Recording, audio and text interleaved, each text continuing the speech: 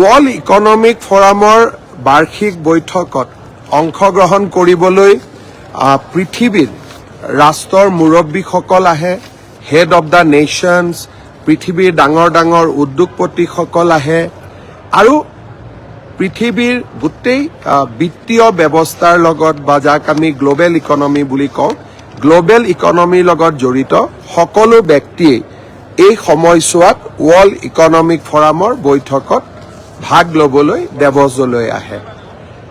অসমে কেতিয়াও world economic ফৰামত অহা নাছিল।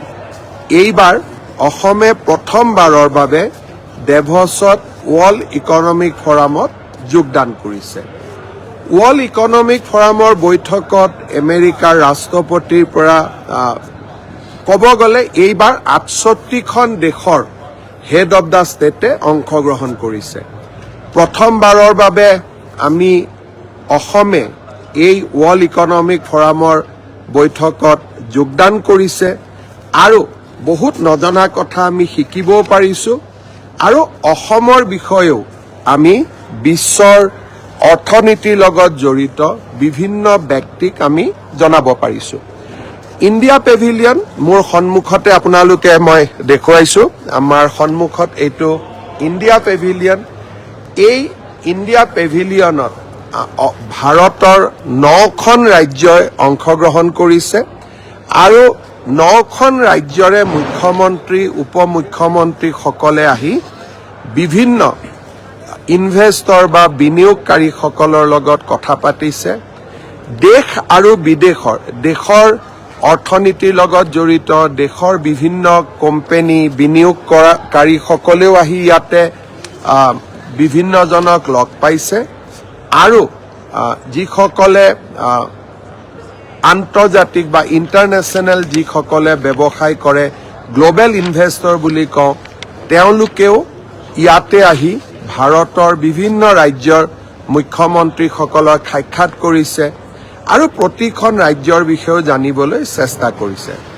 যোৱা 3 দিনত আমি অসমৰ বিষয়ে বহুত কথা পাতিলোঁ আৰু বহুকেইজন বিনিয়োগকাৰীয়ে আহি আমাক সাক্ষাৎ কৰিলে আৰু কথা পাতোতে প্ৰায় ৮০-৯০ হাজাৰ কোটি টকাৰ বিনিয়োগৰ আমি প্ৰতিশ্ৰুতিও লাভ কৰিবলৈ সক্ষম হৈছোঁ।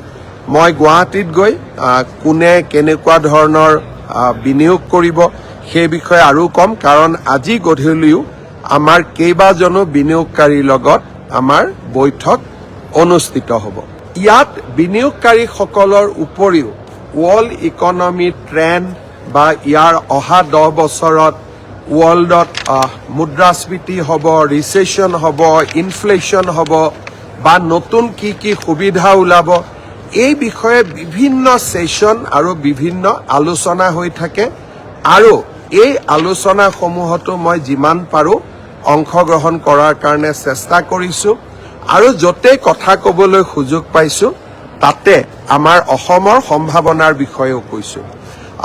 মই অত্যন্ত আনন্দিত যে প্ৰথমবাৰ আমি ইয়ালৈ আহিছিলোঁ। অসমৰ বিষয়ে আমি বহুত কথা দেভছত ক'ব পাৰিছোঁ আৰু প্ৰায় ৮০-৯০ হাজাৰ কোটি টকাৰ বিনিয়োগৰ আমি ইতিমধ্যে প্ৰতিশ্ৰুতিও লাভ কৰিবলৈ সক্ষম হৈছোঁ।